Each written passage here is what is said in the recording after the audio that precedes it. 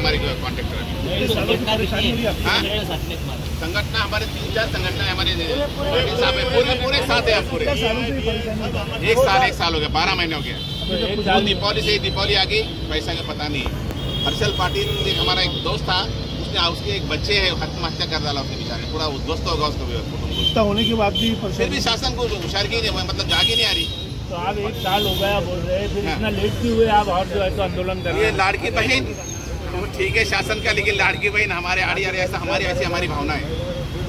शासन बोलता है कि भाई ये कोई सबका जिसका उसका दिया हुआ है, लेकिन 12 महीने हो गए कॉन्ट्रैक्टर को पैसा नहीं। इसका बताइए क्या करना चाहिए कॉन्ट्रैक्टर में?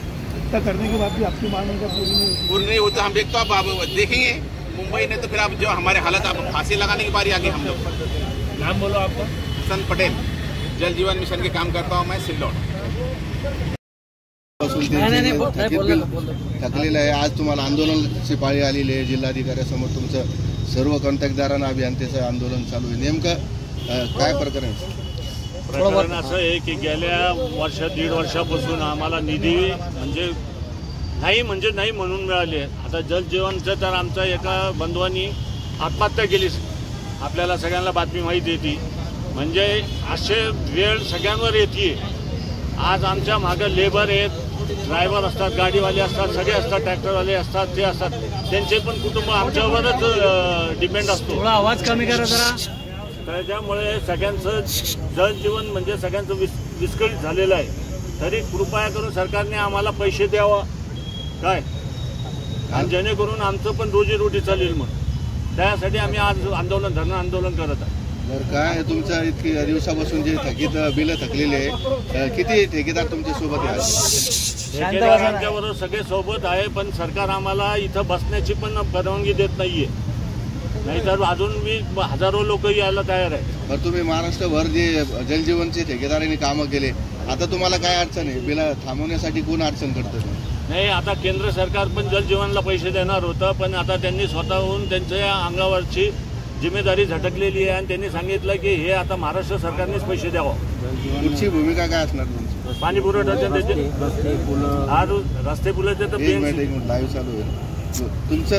आता कुठची भूमिका आहे संघटनेची असणार तुमची? संघटनेची आमची भूमिका अशी आता की आम्ही काम बंद आंदोलन करणार आहे। त्याच्यानंतर आम्ही कोणत्याही विकास कामामध्ये मदत करणार नाही सरकारला, कारण की आज सगळे उत्सव आलेले आहेत, म्हणजे गणपती उत्सव आला आहे, सगळे आज आमच्याकडूनच गड्डे भरून घेतले जातात, सगळं केलं जातं, पण निधी पोटी आम्हाला कधीच बोललं जात नाही। बरं, बरेच ठेकेदारांनी आत्महत्येचा प्रयत्न केला। एक तुमचं कॉन्ट्रॅक्टदार त्याने आत्महत्या केली, त्याला काय मदत सरकारने केली, काय पुढची तुमची संघटनेची भूमिका? नाही, त्याच्यात बी सरकारने असं सांगितलं की तो सब कॉन्ट्रॅक्टर होता म्हणून, पण त्याच्या ॲक्च्युअली जिथं उद्घाटन झालं होतं तिथं त्याचं नाव सुद्धा होतं बोर्डवर, ते सुद्धा त्याला दाखवण्यात आलेलं आहे। त्याला आता आम्हीच आमच्याकडून जे काही मदत झाली आम्ही ती मदत केलेली आहे सगळ्यांनी, थोडी त्यांच्या म्हणजे त्या आमच्या त्या वहिनीला जेवढी मदत झाली तेवढी केलेली आहे सगळ्यांनी, पण आम्हालाच निधी नाही आहे, आम्ही सुद्धा मदत करू शकू नाही राहिलो। बरी काय भीती तुम्ही बांधलेला आहे? सरकारचा निषेध आहे का प्रशासनाचा निषेध करताय? नाही, आम्ही सरकारचा निषेध करत आहोत। पुढची काय भूमिका असणार तुमची? आमची तीच राहणार आहे। आता निधी नाही मिळाली, आम्ही मुंबईला, तुमची मागणी मान्य न झाल्यास काय पुढचं पाऊल? आम्ही आता पुढे चालून मुंबईला आंदोलन करणार आहे। तुमचं नाव? अनिल पाटील। आणखीन कोण बोलणार दुसरं?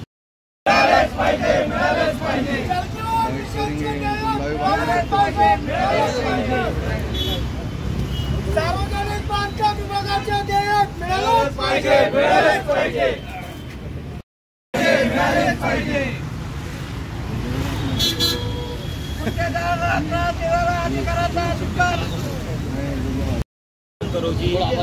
आज दिनांक रोजी 19 ऑगस्ट रोजी आम्ही जिल्हाधिकारी कार्यालयासमोर धरणे आंदोलन ठेवलेले आहे।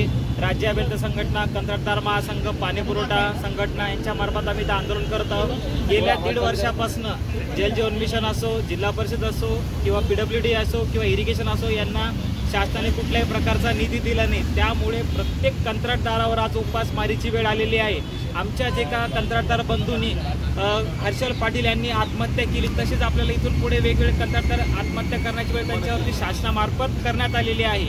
आमचा फक्त इथं बसून फक्त शासनाला आणि सरकारला एकच त्यांना विनंती आहे की त्यांनी लवकरात लवकर जो आहे निधी जो कंत्राटदाराचा जो घाम गाळून त्यांनी जे काम केलेलं आहे, त्यांचं जे घाम गाळून पैसा तिथं लावलेला आहे सगळ्यांनी. कोणी बँकेतून कर्ज घेतलं, कोणी सोनं गहाण ठेवलं, कोणी एखाद्या सावकाराकडनं व्याजाने पैसे काढले.